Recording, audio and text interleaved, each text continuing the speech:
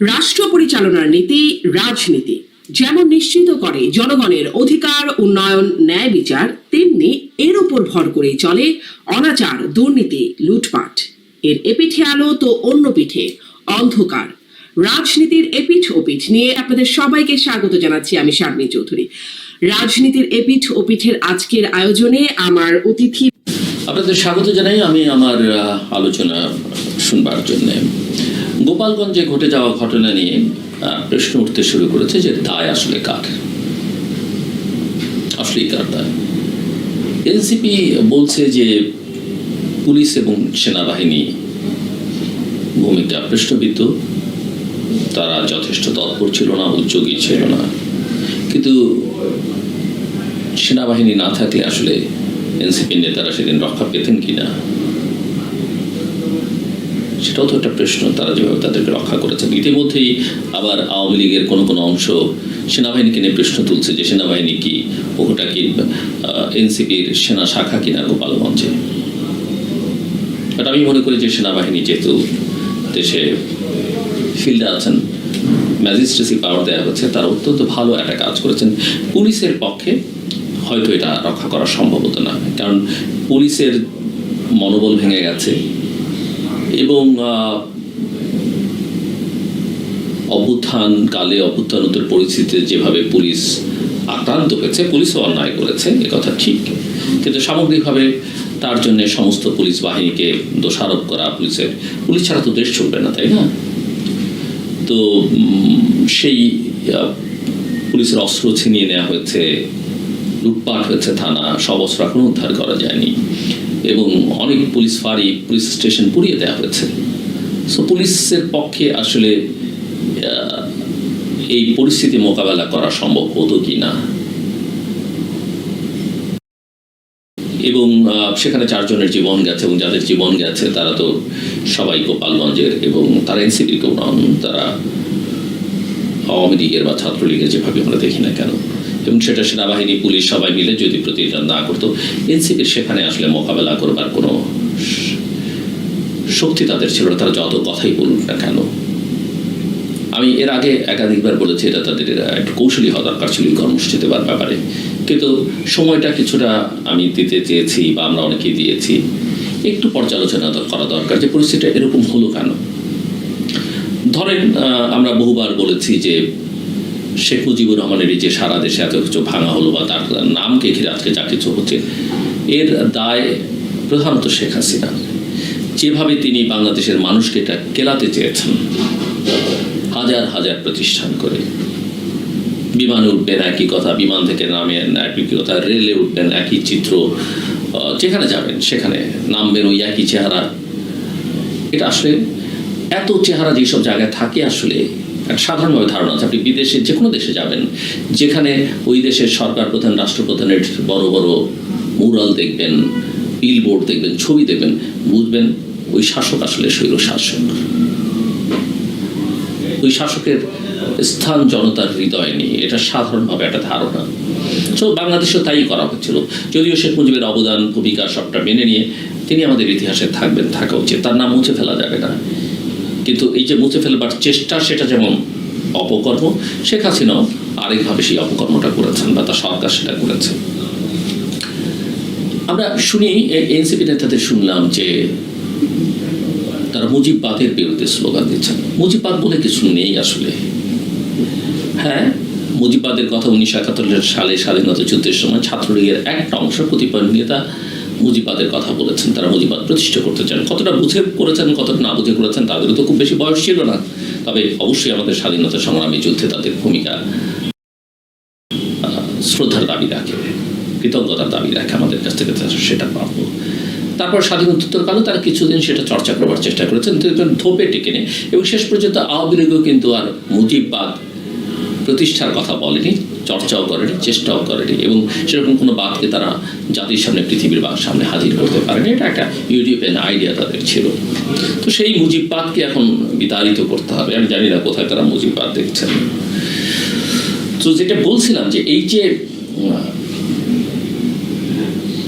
অভ্যুত্থানের সময় যা কিছু ঘটেছে, অনেক কিছু ঘটেছে যেটা আইনের পরিপন্থী, কিন্তু অভ্যুত্থানের সময়টা ঘটে এবং মানুষ যখন ক্ষুব্ধ হয়ে পড়ে, জনতার শক্তির কাছে, জনতার রোষের কাছে আসলে কিছু টেকে না। এটা শাসকদের রাজনীতিতে শেখা উচিত। সে সময়কে অনেক কিছু ভেঙেছে, আমাদের দেশ রাষ্ট্রের অনেক ক্ষতি হয়েছে, আর্থিক ক্ষতি হয়েছে, অনেক স্থাপনা, এমনকি কি ইনস্টলেশন সেগুলো ভেঙে ফেলা হয়েছে, কিন্তু মানুষ সেটা মেনে নিয়েছে। কারণ একটা যুদ্ধাবস্থায় অভ্যুত্থানের পরিস্থিতি সেটা হয়। ইভেন সে সময় যদি আপনি এই 32 নম্বরের বঙ্গবন্ধুর বাড়ি ভেঙে ফেলা হতো, মানুষ কিন্তু খুব একটা উচ্চবাচ্য করতো না। এবং অনেকেই আমরা এই আলোচনা অনেক অতীতে শেখ হাসিনার আমলেই করেছি যে এই বাড়িও হয়তো শেখ হাসিনা একদিন রক্ষা করতে পারবে না, তিনি যেভাবে এগুচ্ছেন, যেভাবে সব কিছু অতিরিক্ত করছেন, এবং সেটা হয়নি। কিন্তু সমস্যা হচ্ছে অভ্যুত্থানের পরে হয়নি, 6 মাস পরে ঘোষণা দিয়ে এই বাড়িটা ভাঙা হয়েছে। এই বাড়িটা কিন্তু ইতিহাসের অংশ, এবং সরকার সেখানে বাড়িটাকে রক্ষা করবার কোনো চেষ্টা করেনি। আর সাধারণ মানুষের বাড়ি রক্ষা করো, যেখানে আইন শৃঙ্খলা রক্ষাকারী বাহিনীর কাজ, সরকারের কাজ, সেটা সরকার করেনি। ঘোষণা দিয়ে ফেলছে, বুলডোজার দিয়ে ভাঙা হয়েছে, কিন্তু সেটাকে বাধা দেওয়া যায়নি, ভেঙে ফেলেছেন। এখন আসি এর সঙ্গে, এই যে কথাটা বললাম, এর সঙ্গে গোপালগঞ্জের সম্পর্কটা কথা। এনসিপির এই কর্মসূচি ঘোষণার সময় আমরা দেখলাম নানা প্রভাবশালী মানুষ সামাজিক যোগাযোগ মাধ্যমে, এবং পরে এনসিপির নেতাকর্মীরাও সামাজিক যোগাযোগ মাধ্যমে কেউ গোপালগঞ্জকে গুড়িয়ে দিতে হবে, টুঙ্গিপাড়ার সমাধিকে গুড়িয়ে দিতে হবে, এটা তো অ্যাকসেপ্টেবল না, তাই না? গোপালগঞ্জে বাংলাদেশের মানুষ, ভিন্ন মত থাকতে পারে, ভিন্ন আদর্শ থাকতে পারে, আপনি একটা জেলা নিয়ে এভাবে কথা বলতে পারেন না। শেখ মুজিবুর রহমানের মৃত্যুটা মর্মান্তিক, একটা হত্যাকাণ্ডের নির্মম পৃথিবীর ইতিহাসের কলঙ্কিত একটা হত্যাকাণ্ড, এবং তারপরে সেখান থেকে নিয়ে কিভাবে তাকে মাটি দেওয়া হচ্ছে, যারা ইতিহাস জানেন তারা সবাই জানেন। টুঙ্গিপাড়ায় সেখানে তার একটা সমাধিস্থল করা হয়েছে, কেউ সেটাকে মাজার বলেন, যাই বলুন না কেন। একজন সাধারণ মানুষেরও কবর নিয়ে এই ধরনের কাজ করা যায় না, এটা গুড়িয়ে দেবার কথা বলা, এবং সেটাই হয়তো গোপালগঞ্জবাসীকে, গোপালগঞ্জের মানুষকে উত্তেজিত করেছে। আমি বলবো এটা একটা উস্কানিমূলক কাজ ছিল, এবং সেখান থেকে এই ঘটনাটার সূত্রপাত এবং এর বিস্তার। এখন আসুন পুলিশ কেন কিছু করলো না, আমি কিছুটা এর মধ্যে ইঙ্গিত দেবার চেষ্টা করেছি। এই যে সরকার একটা আছে, জ্ঞানী গুণী লোকের সরকার, কথায় কথায় সংস্কারের কথা বলেন, প্রচুর তারা ঘাম ছড়াচ্ছেন, এই কমিশন সেই কমিশন, তারপরে তো শেষ পর্যন্ত একটা ঐকমত্য কমিশন, তারা রাজনৈতিক দলগুলোর সঙ্গে দিনের পর দিন আলোচনা করছেন, কখনো এগোন কখনো পেছান। এবং ঐকমত্য কমিশন, অবশ্য আমি যে প্রশ্নটা নিয়ে কথা বলবো, ঐকমত্য কমিশনে আলোচনায় সেটা নেই। যেমন ধরেন এত কথা তারা বলছে সরকার, কোনো সংস্কার কি সরকার 11 মাসে করেছে? পুলিশ যেটাকে আমরা বলছি, এবং সরকার প্রধান যেখানে বলছেন দেশের আইন শৃঙ্খলা পরিস্থিতি ভালো না, নির্বাচন করবার জন্যই পুলিশ বাহিনী এখনো তৈরি হয়নি, আপনি পুলিশের কোনো সংস্কার করেছেন? এই যে গণমাধ্যম নিয়ে আমরা এত কথা বলি, গণমাধ্যমে একটা কমিশন হয়েছে, কোনো সংস্কার করেছেন? আমি তো জানি জাতীয় গণমাধ্যম কমিশন একটা রিপোর্ট দিয়েছে, 2টো অধ্যাদেশ, একটা সাংবাদিকদের নিরাপত্তার জন্য, একটা স্বাধীন গণমাধ্যম কমিশন গঠনের জন্য ড্রাফট পর্যন্ত করে দিয়েছে, যেটা কমিশনের দায়িত্ব নেই। ড্রাফট করে মন্ত্রণালয় বা সংসদ সেটা অনুমোদন করে, পাশ করে, যা করুক, আলোচনা করে, সেটা করেও জাতীয় গণমাধ্যম কমিশন সহায়তা করেছে, কিন্তু মিনিমাম করে অগ্রগতি নেই। পুলিশ একটা স্বাধীন কমিশন গঠন, একটা সংস্কার রিপোর্ট দিয়েছে, আমি তো দেখি না কোনো রকমের অগ্রগতি আছে। পুলিশের মরাল স্ট্রেংথ নাই। আপনি হাজার হাজার টাকা খরচ করে, হাজার হাজার কোটি টাকা খরচ করে আপনি পুলিশের পোশাক বদলে দিচ্ছেন। পোশাক বদলে কি হয়, ভেতরটা না বদলাতে পারলে? আপনি কি তাদেরকে সাহস জুগিয়েছেন? আপনি কি পুলিশের রিক্রুটমেন্ট করবার চেষ্টা করেছেন? অথবা যারা আছে তাদেরকে কোনোভাবে, অথবা আমাদের অন্যান্য প্যারামিলিটারি ফোর্স থেকে তাদেরকে কাউকে অন্তর্ভুক্ত করে পুলিশটাকে পুনর্গঠনের চেষ্টা করেননি। একটা মিনিমাম সংস্কার যেখানে আপনি করছেন না, সেখানে আপনার এইসব বড় বড় বুলি, সংস্কারের বুলি কে বিশ্বাস করবে, কেন বিশ্বাস করবে? আমি তো বিশ্বাস করি না এবং কেউ বিশ্বাস করবে বলেও, এবং এগুলো বাস্তবায়ন আসলে খুব জটিল কাজ না, মোটেই জটিল কাজ ছিল না। সো আপনি পুলিশ ঠিক করবেন না, আপনি নির্বাচনের সঙ্গে সংশ্লিষ্ট সংস্কারগুলোর দিকে গুরুত্ব দেবেন না, আপনি বিচার বিভাগের সংস্কারে হাত দেবেন না, আপনি যদিও প্রধান বিচারপতি কিছু কিছু উদ্যোগ নিয়েছেন, কিন্তু সামগ্রিকভাবে আপনি গণমাধ্যম ঠিকঠাক করবার চেষ্টা করবেন না।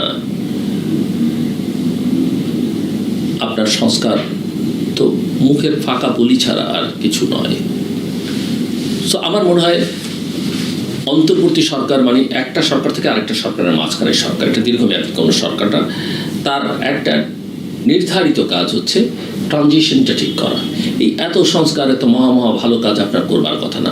হ্যাঁ, আপনার যদি সদিচ্ছা থাকতো, আপনি যদি দেখতেন যে আপনারা সেটা করছেন, তাহলে সবাই আপনাদের সময় দিত। আমি তো দেখি যে বিএনপি এত উদার, বিএনপি সময় দিতে কোনো বাধা দিত না, আওয়ামী লীগ তো কোনো কথাবার্তাই বলে না, একেবারে যেন বোবা হয়ে আছে। আর অন্য রাজনৈতিক দলগুলো তারা তো মোটামুটি আপনাদের সুরেই অনেকে কথা বলছে, জামাত এনসিপি, সো কোনো সমস্যা তো ছিল না।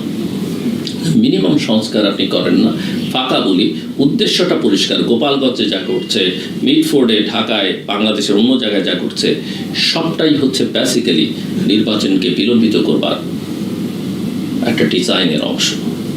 আর এই ডিজাইনের সঙ্গে কারা যুক্ত আছে, প্রকাশ্যে অপ্রকাশ্যে, ইতিমধ্যেই বাংলাদেশে সচেতন মানুষ সেটা জানেন, এবং এদের এই ডিজাইনকে বাস্তবায়ন করতে দিলে বাংলাদেশের জন্য মহাবিপদ অপেক্ষা করছে। আসুন আমরা সবাই সোচ্চার হই, সজাগ হই এবং নির্বাচনের দাবিতে অনতিবিলম্বে সোচ্চার হই। যত দ্রুত নির্বাচন হবে বাংলাদেশের জন্য তত কল্যাণ, মহাকল্যাণ হবে, আমি সেটা বলি না, তো কল্যাণ হবে। এবং আমরা সবাই মিলে যারাই বিজয়ী হবেন, মানুষ যাদেরকে ভোট দিয়ে বিজয়ী করবেন, মানুষের নিশ্চয়ই বিবেচনার বোধের প্রতি আমাদের শ্রদ্ধা রাখতে হবে। আমরা তাদেরকে ঠিক পথে রাখবার চেষ্টা করব, তাদেরকেও আমরা চ্যালেঞ্জ করব। কিন্তু নির্বাচনের কোনো বিকল্প নেই এবং দ্রুত নির্বাচনের কোনো বিকল্প নেই, আমি আবারও বলি, এবং সুষ্ঠু নির্বাচনের কোনো বিকল্প নেই। নির্বাচন করতে 90 দিনের বেশি লাগবার কথা নয়। যত দ্রুত নির্বাচন হবে বাংলাদেশের জন্য তত মঙ্গল। আমার কথা শুনবার জন্য ধন্যবাদ, আপনাদের সবার জন্য শুভকামনা।